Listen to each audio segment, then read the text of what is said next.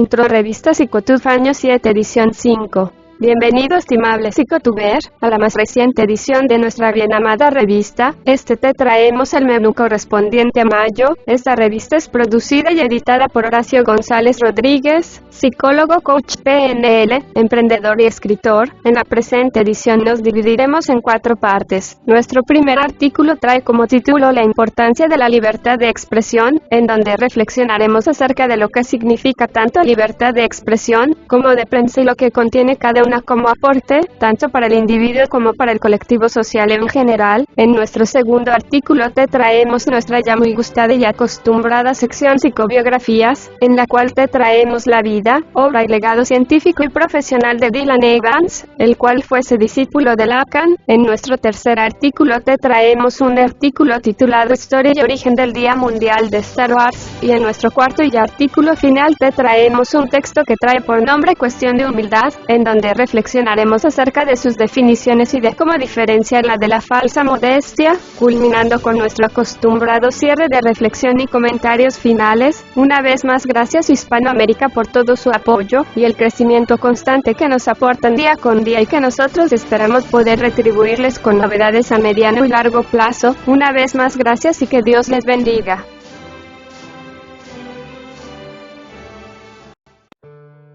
La importancia de la libertad de expresión. Durante el presente mes de mayo se celebra el Día de la Libertad de Prensa y con ello queremos incluir a esta dentro de la libertad de expresión como cuarto poder. Entre sus definiciones más básicas tenemos que la libertad de expresión es un derecho humano y fundamental mediante el cual toda persona tiene la capacidad de expresar sus opiniones libremente, sin ningún tipo de reprimenda legal. Link fuente: https economipedia.com/definiciones/libertad de expresión.html. La libertad de expresión tiene una vital importancia en la consolidación de las democracias, de entre las cuales se encuentra la libertad de prensa como parte de nuestra libertad de expresión en general. Denunciar lo que se encuentra mal hecho, nos da la posibilidad de poder concientizarlo y tratar de enmendarlo y corregirlo. Muchas veces se intenta pasar una ley como para que en la prensa no sean tan criticones o negativos con las cosas del gobierno de turno, pero esto muchas veces se presta para fomentar la censura de la libertad de prensa de manera amigable, por así decirlo, pues que pase algo sin denunciar y que la gente se exprese y tome conciencia de ello, abre la puerta chica para los grandes casos de corrupción. Muchas veces se da que aparece la tolerancia cero en los criterios importantes y necesarios para fomentar la libertad de expresión, y atacamos al otro, al que parece que va en contra nuestra solo porque opina diferente, lo cual es absolutamente bueno y necesario, y muchas veces por cosas tan triviales se le acosa a alguien en este siglo como por el hecho de no haberle gustado una película, o no disfrutar de una música o disco X, por citar ejemplos. La gente se merece el respeto. Muchas veces se da que en las redes sociales no les preocupa la libertad de expresión o de prensa, sino que lo que hacen es censurar para evitarse problemas legales. Muchas veces los sujetos que usan mal su derecho de libertad de expresión o de prensa, la utilizan para atacar a otros adrede, ni siquiera les importa si van a escandalizar por alguna causa que de verdad fuera importante y justa. Son como el abogado busca pleitos, solo les interesa figurar y ver si con eso pueden sacar algo de ventaja o beneficio. La libertad de expresión es un asunto que compete a todos como individuos y el cual nos responsabiliza por lo que decimos, la cual tiene sus límites y mientras evites dañar la integridad y el derecho del otro, te encuentras en tu pleno derecho a libertad de expresarte. Recuerda, el respeto por el derecho ajeno es la paz y que el deber mío empieza en donde se define el derecho del otro. Cuando utilizas tu libertad de expresión o la de terceros, a través de un medio de comunicación definido, ahí pasa a llamarse libertad de prensa también. La libertad de expresión la engloba sin excepción alguna. Entre las recomendaciones para defender nuestra libertad de expresión así como la de prensa, se recomienda una sana y libre democracia construida por sujetos sanos y libres que ejercen su derecho al voto y demás, el ser consciente del respeto de los derechos y libertades de los demás, en donde empieza el deber propio como tal, pues la gente se acuerda de sus derechos, y más si le representa una ventaja o beneficio alguno, pero a los deberes le rehuimos lo más que podamos, y mucho más si se trata del beneficio del prójimo o de pagar impuestos. Por eso es muy importante dialogar con tolerancia, escuchar a las mayorías, pero sin pasarle por encima con soberbia y altanería a los que siempre parecerán por alguna otra razón no encontrarse de acuerdo. Por eso en el Día de la Libertad de Prensa recuerda lo importante que es ejercer nuestra libertad de expresión adecuadamente, y que dicho artículo nos llegue a la reflexión y a convertirnos a través de la libertad de expresión y de prensa en mejores ciudadanos conviviendo en la democracia que nos merecemos y que hemos construido. Psicobiografías. Dylan Evans. Dylan Evans es un académico británico nacido en 1966, autor de libros sobre las emociones y el efecto placebo, así como también sobre las teorías de Jacques Lacan. Nacido en Bristol, estudió lingüística y español en la Universidad de Southampton. Se doctoró en filosofía en la London School of Economics, fue psicoanalista lacaniano y escribió una obra de referencia sobre el tema, el Diccionario Introductorio de Psicoanálisis Lacaniano, 1996. A la postre comenzó a dudar de la validez científica del lacanismo. Renuncia a su cargo de profesor de la University of the West of England para iniciar un proyecto sobre modos de vida sustentables llamado Experimento Utopía. Intentó que se llevara a cabo en las tierras altas de Escocia y consistentemente, en este caso, en la formación de un grupo autosuficiente de personas cultivando sus propios alimentos, sin televisión y con uso limitado de la electricidad, durante un espacio de tiempo de 9 meses.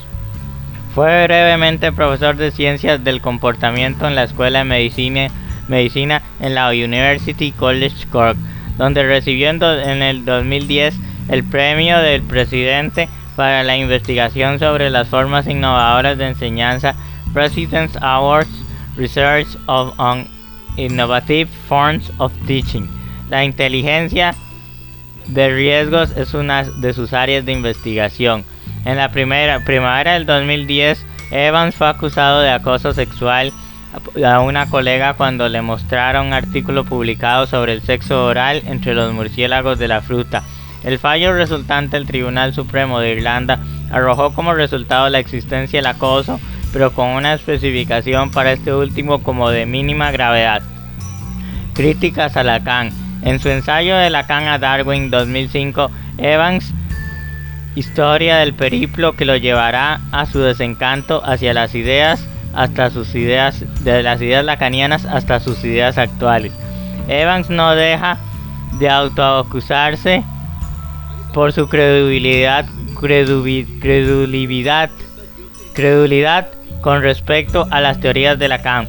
Padeció la indiferencia de las teorías freudianas lacanianas en el contexto académico de su país como una crisis etnográfica y posteriormente se autoacusó por abandonar su simpatía por estas ideas al punto tal de escribir: me pregunté si mis dudas sobre el psicoanálisis estaban motivadas por un deseo reprimido o de otro tipo, o si esto no era solo una especie de reacción terapéutica negativa o resistencia contra el proceso de análisis.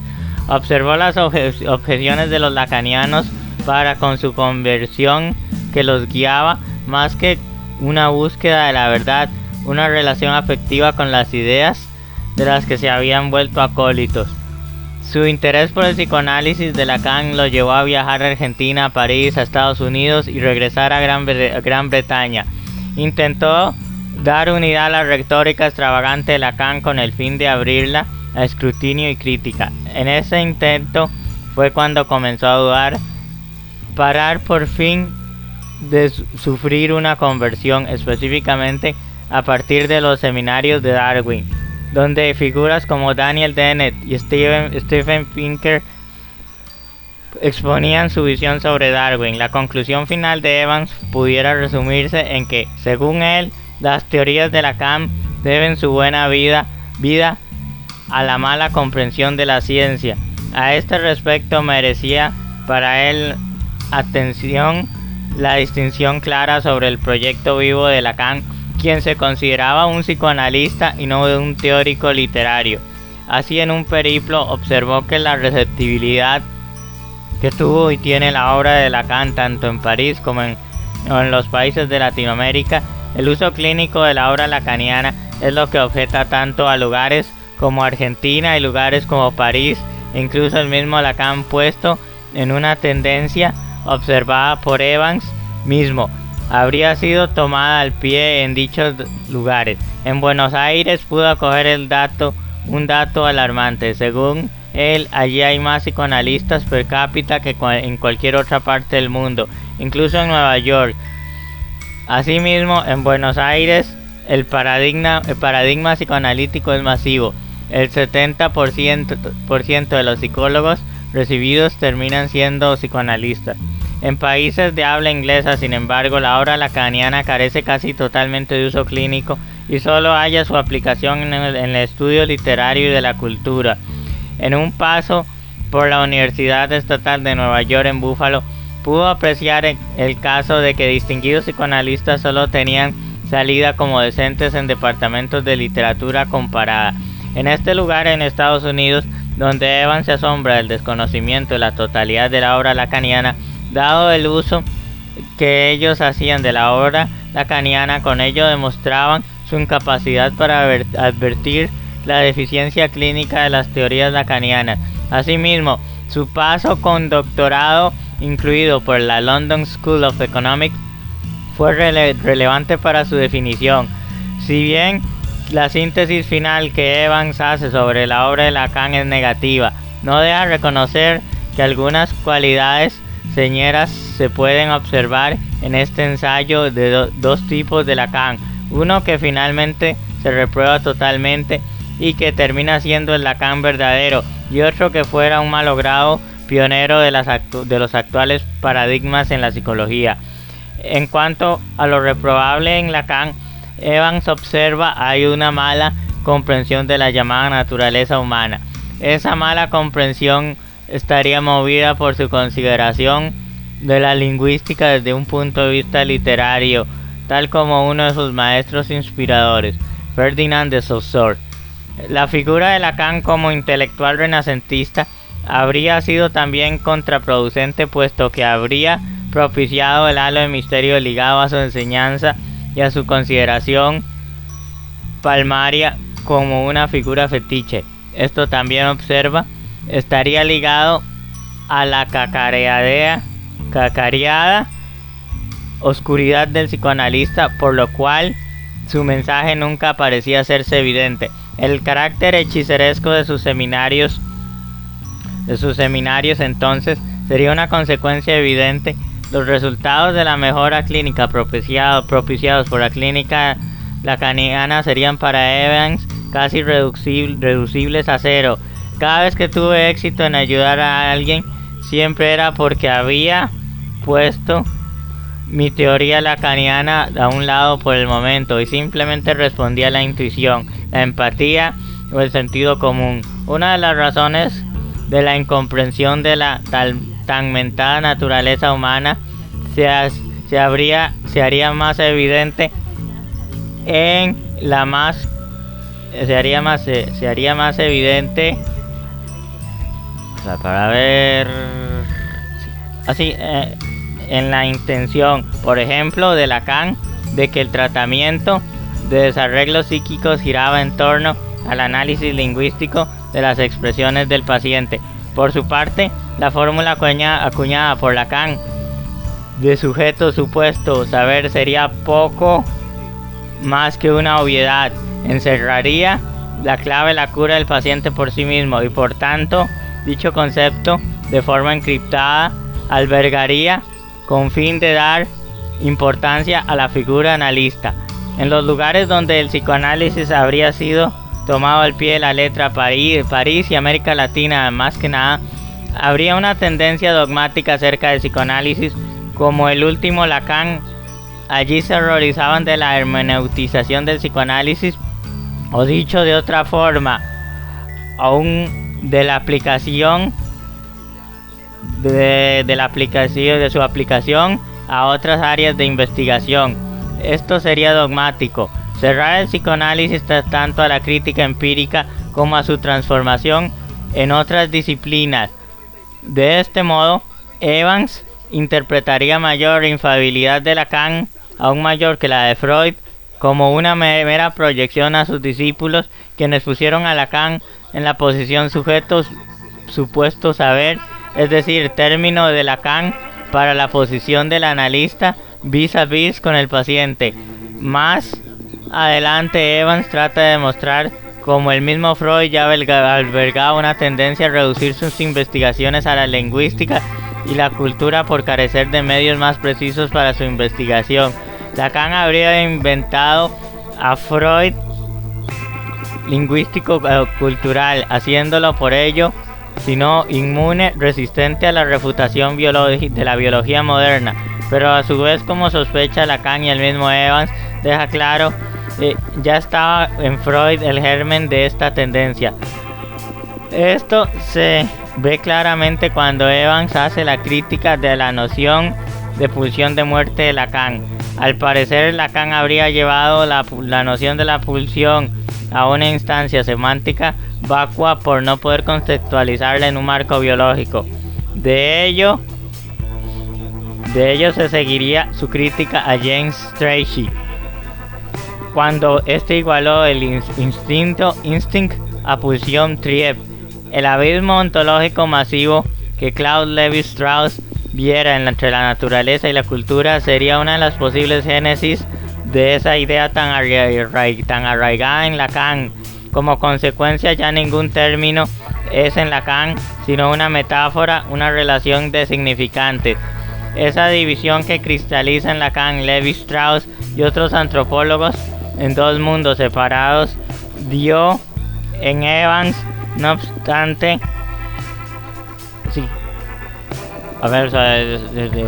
separados dio en llamarse modelo estándar de las ciencias sociales, MEX, donde las ciencias sociales estarían inspiradas por el estudio de la lengua y las ciencias naturales podrían tomar inspiración de la física. Ese modelo al que no adhiere Evans, no obstante, resguardaría todavía una cosmovisión creacionista, un lejano, transformado y resistente modelo platónico, y habría sido desplazado por el modelo causal integrado, donde cualquier intento de aislar la psicología de la biología sería visto como sospechoso. De este modo, Evans sostiene rotundas afirmaciones tales como la siguiente: con un escáner de resonancia magnética a su disposición, es muy posible que nunca se hubiera inventado el psicoanálisis. Y atribuye como posible causa de la continuación de Lacan en el modelo viejo a un perpetuo encandilamiento de Lacan hacia el surrealismo, del que habría estado interesado antes de que en el psicoanálisis. Por otro lado, la formalización del psicoanálisis habla habida cuenta de que Lacan no creía en los conceptos, sino como en meras metáforas. Resultaría ver de Evans incoherentes, menos arabescos, que daban una terminación recargada de su neurosurrealista tecnopoesía. Con respecto a lo admirable en Lacan, según Evans, se puede observar una sed inagotable de conocimiento, lo cual lo llevará a hurgar por una gran cantidad de disciplinas, incluso anticipar otras. Así, el célebre tópico del estadio del espejo habría tenido una inspiración etológica, cuando esta disciplina ni siquiera existía, inspirado por las observaciones del psicólogo francés Henry Wallon. El estadio de espejo estaría sustentado en un modelo comparativo entre los bebés y los chimpancés. La deducción que habría sido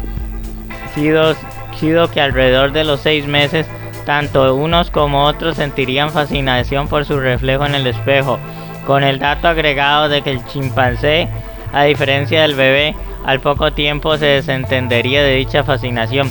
Si bien el estadio de espejo derivó en una regla general de la personalidad humana, partió de un modelo confrontativo o empírico. Fue anterior a 1936 a las propuestas de Konrad Lorenz, fundador de la disciplina en cuestión. Lacan también habría sido uno de los primeros en debatir sobre las ciencias cognitivas. En la década de 1950, Lacan habría estado fascinado por el modelo computacional de la mente, modelo que ha dado a luz al nuevo campo de la psicología cognitiva. En 1955, un año antes del nacimiento de las ciencias cognitivas, Lacan habría dado una conferencia en la Sociedad Psicoanalítica de Francia sobre el tema psicoanálisis y cibernética. No obstante, para Evans el modelo cognitivo de Lacan no distaría del de Freud, basado en los desarrollos tecnológicos de la época, específicamente de la hidráulica, mientras que el modelo cognitivo de comparación de la mente con una computadora sería para Evans más intuitivo. Una de las causas del consiguiente distanciamiento de este modelo por parte de Lacan puede verse en la siguiente formulación de Evans: tal vez por la sensación de que el lenguaje del procesamiento de la información no se ajusta fácilmente al modelo hidráulico de Freud de la mente.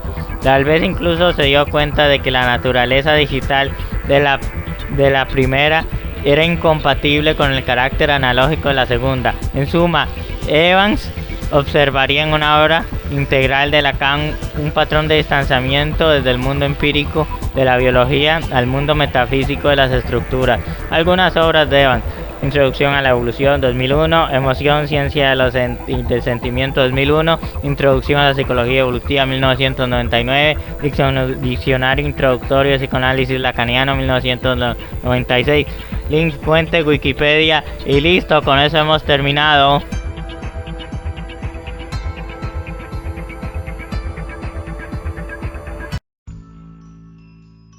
Historia y origen del Día Mundial de Star Wars. El 4 de mayo es mundialmente reconocido como el Día de Star Wars. La razón es un juego de palabras obvio, May the Fourth en inglés, pero el origen de esta celebración es muy sorprendente. ¿Y por qué es el 4 de mayo y no el 25 de mayo? Que la fuerza os acompañe. El Día de Star Wars ya está aquí, como todos los 4 de mayo desde el estreno de la Guerra de las Galaxias de George Lucas hace 45 años. May the Force be with you, que la fuerza te acompañe, suena igual en inglés que May the Fourth, 4 de mayo, de ahí el divertido origen del nombre de esta celebración. En la web oficial de Star Wars Day encontraréis muchas formas de disfrutar del Star Wars Day, como propuestas para hacer maratones en casa, productos de merchandising, recetas como estas cupcakes de Obi-Wan Kenobi, u ofertas en los últimos videojuegos de Star Wars.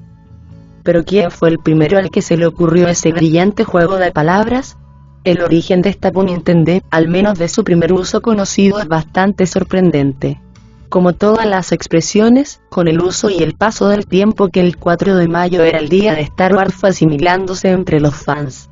Y gracias a las primeras agrupaciones de internet los fans fueron celebrándolo, hasta que, por primera vez en 2013 Lucasfilm, ya dentro de Disney, lo convirtió en el día oficial de Star Wars. Está consensuado que la primera vez que se usó la expresión May the Fourth be with you, al menos públicamente, fue el 4 de mayo de 1979, es decir, 2 años después del estreno de Star Wars. Una nueva esperanza en 1977, algo registrado por un libro Making of del Imperio Contraataca, vía Newsweek. Y fue en el sitio menos pensado.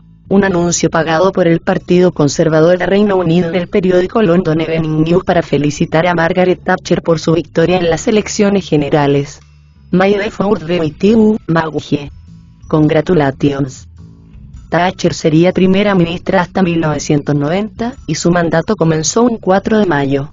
Quién sabe, quizás si aquellas elecciones hubieran sido una semana después, o si la Dama de Hierro las hubiera perdido, hoy no tendríamos día de Star Wars. En realidad, para cuando May the Fourth empezó a significar el día de Star Wars, el chiste ya era bien conocido por los fans.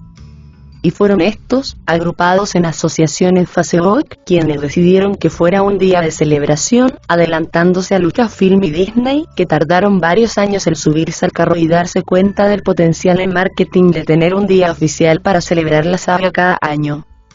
El 4 de mayo de 2008, un grupo de Facebook comenzó a celebrar el Luke Skywalker Day. Al año siguiente, algunos medios de información anglosajones se hicieron eco de la celebración. Para celebrarlo, los fans de Star Wars simplemente se hacen la broma May the Force be with you, aunque se sabe de algunos maratones que han tenido lugar cada 4 de mayo. El Daily Mail incluso recogió una cita oficial de Lucasfilm. Es bonito que en esta fecha en concreto se use para celebrar el poder de la fuerza. Por supuesto, da igual la fecha, la fuerza estará con nosotros, siempre. En mayo de 2011 fue cuando por primera vez se realizó una celebración organizada del Star Wars Day en un cine de Toronto, que incluyó un concurso de preguntas de la saga, concurso de disfraces y la proyección de fanfilms. Hoy día, el evento canadiense Star Wars Day Toronto se sigue realizando cada año, incluso virtualmente en los años de la pandemia, con fines solidarios. Y su página de Facebook está llena de memes. A partir del 2013, Lucasfilm, que acababa de ser comprada por Disney, empezó a celebrar oficialmente el Star Wars Day, con eventos en los parques Disney como Meet and Greets de los personajes de la saga. En 2015, el año del estreno de Star Wars Episodio VII, El despertar de la fuerza, en diciembre de ese año, la fiebre Star Wars estaba en su apogeo. Ya no eran solo los fans ni Lucasfilm, sino que las marcas se apropiaron del Star Wars Day como parte de campañas de marketing, algunas más ingeniosas que otras. Ese año, Star Wars llegó más lejos que nunca, al espacio. El 4 de mayo de 2015, la cuenta oficial de Twitter de la Estación Espacial Internacional compartió una foto de los astronautas viendo episodio 3: La venganza de los Sith.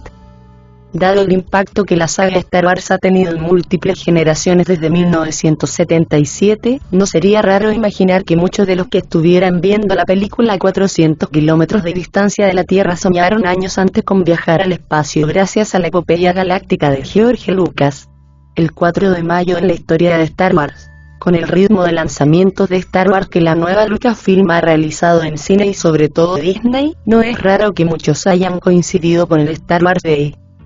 El 4 de mayo de 2020 salió el final de una de las series más esperadas, la temporada 7 de Clone Wars, el tardío desenlace de la serie animada de Dave Filoni que cierra el arco de las guerras clon hasta los acontecimientos de la venganza de los Sith y la Orden 66. Un año después, se estrenó el 4 de mayo de 2021 el primer episodio de Star Wars, La remesa mala, de Bad Batch, el spin-off de The Clone Wars.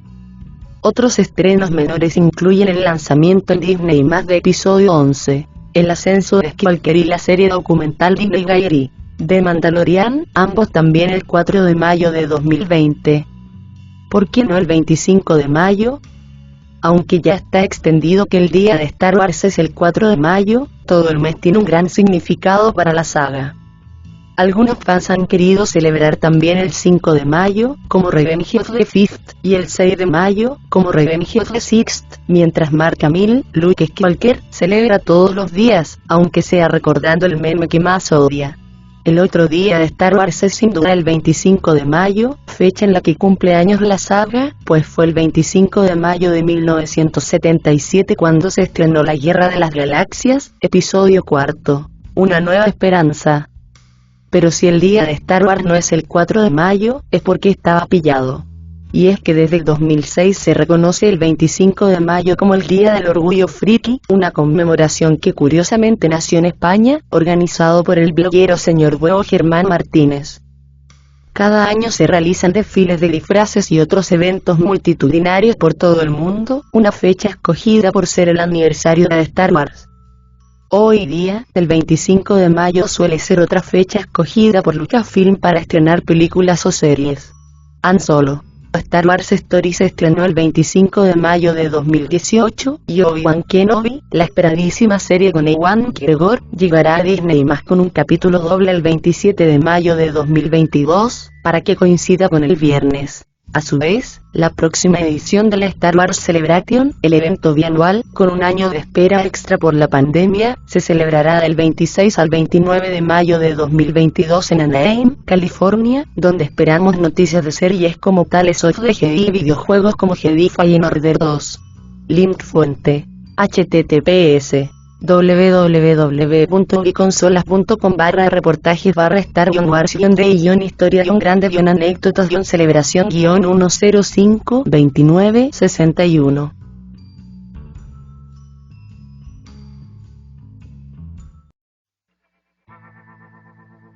Cuestión de humildad. Mucho se ha hablado acerca de lo importante y bueno que es ser humilde, que los humildes heredarán la tierra, pero como reconocemos a una persona que en verdad es humilde de una que no lo es y que lo que hace es hasta aparentar una falsa humildad o modestia? Definamos pues la humildad como tal. La humildad es la virtud que consiste en conocer las propias limitaciones y debilidades y actuar de acuerdo a tal conocimiento. El término proviene del vocablo latino humilitas. Link fuente. https. Definición.de/humildad/. Humildad como valor.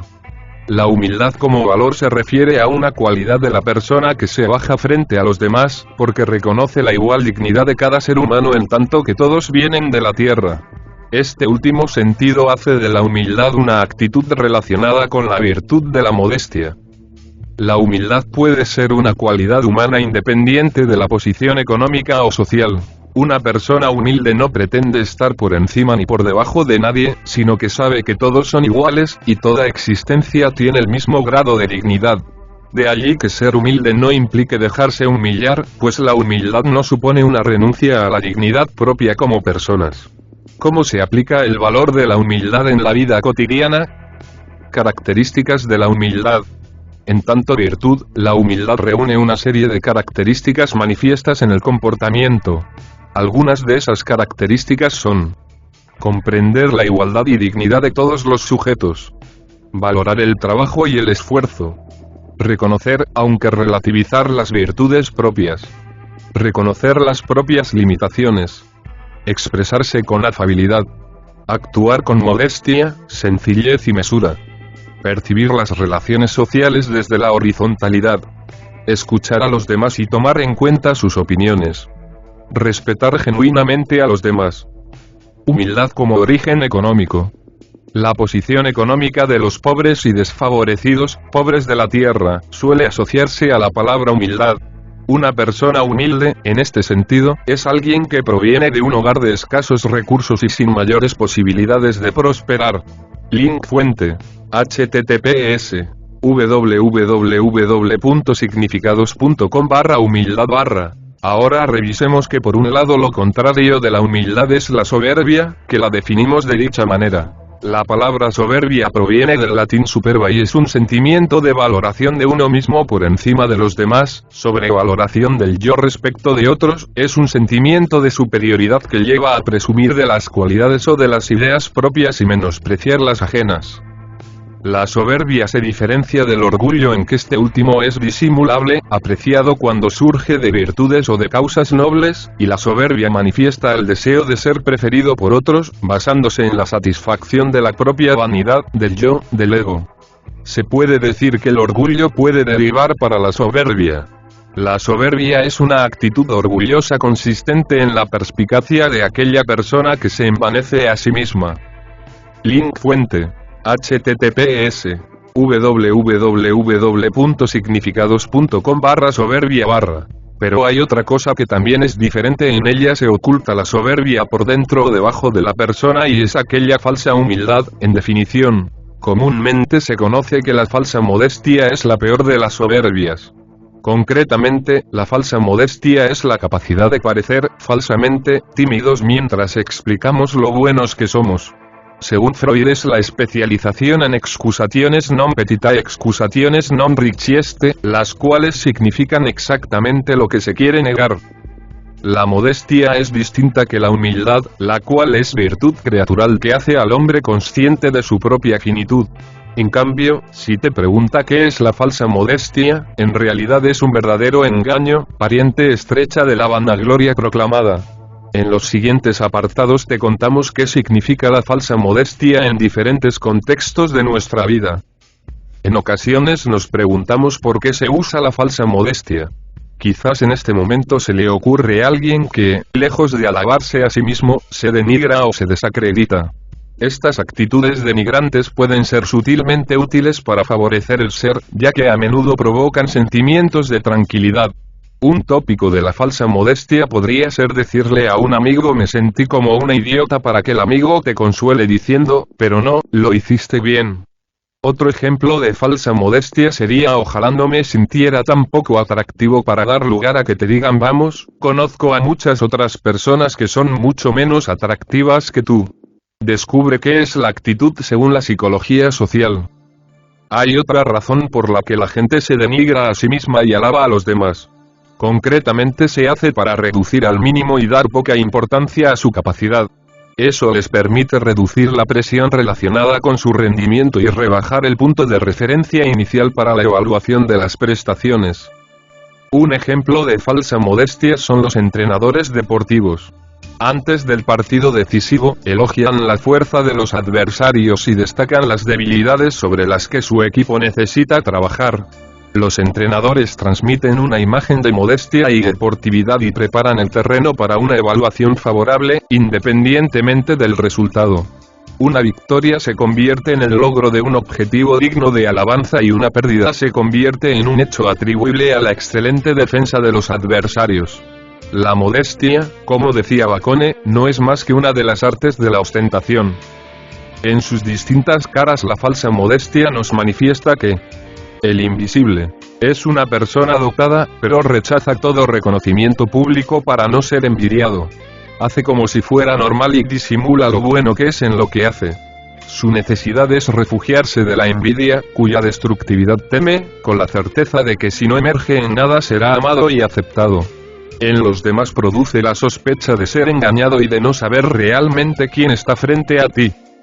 El narcisista hace todo lo posible para hacer bien una cosa y obtener un cumplido que, sin embargo, rechaza a los demás, menospreciándose a lo grande, para inducirle a lo demás a que le digan cosas bellas. Su necesidad es obtener confirmaciones externas. Que se le diga: bravo, te apruebo, eres un grande. Busca en los demás que lo convenzan de su valor. El supersticioso niega cualquier valor o éxito porque teme que reconocerlo traiga mala suerte y atraiga un evento negativo.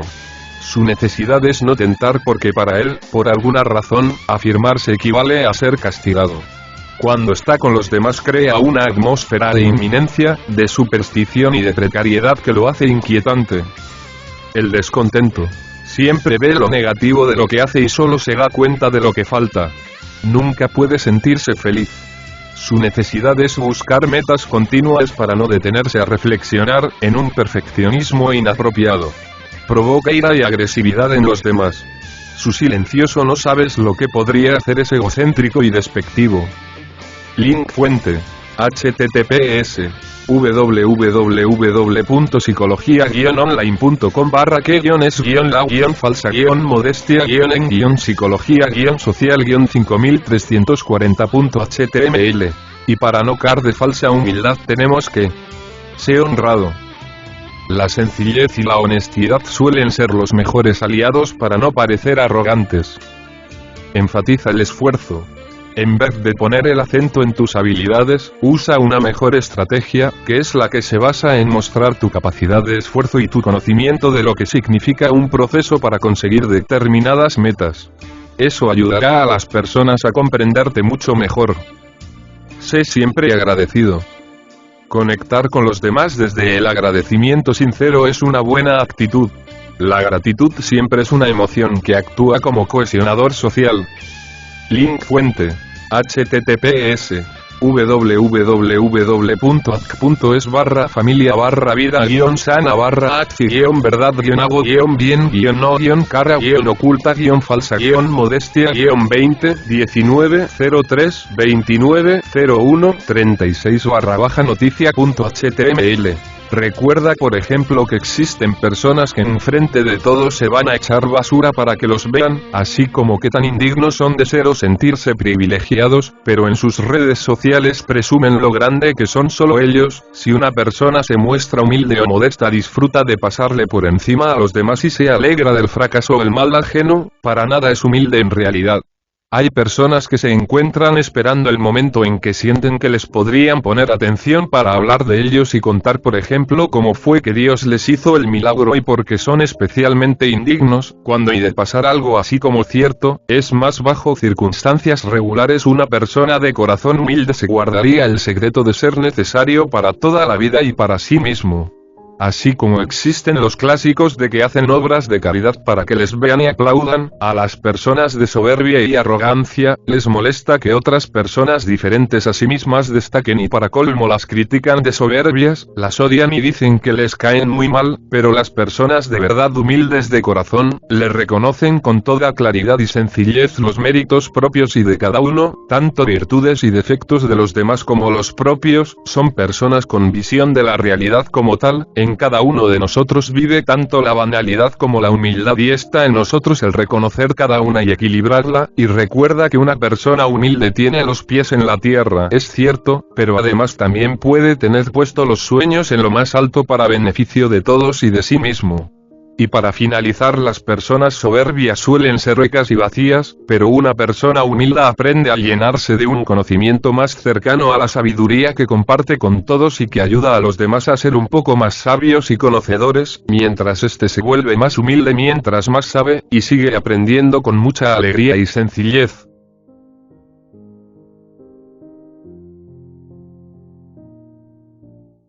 Cierre Revista Psicotuf Año 7 Edición 5.